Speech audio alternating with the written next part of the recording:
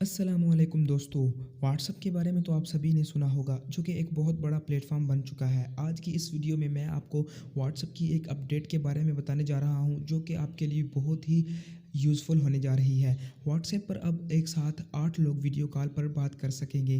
Corona virus की वजह से दुनिया भर में मुतअद्दिद ममालिक में लॉकडाउन किया गया है, जिसकी वजह से तमाम तर दफ्तर, तालीमी अदारे भी बंद हैं। दफ्तर और तालीमी अदारे बंद होने की वजह से तमाम तर लोग ऑनलाइन क्लासेस और घरों में रहकर ही दफ्तर का काम कर रहे हैं।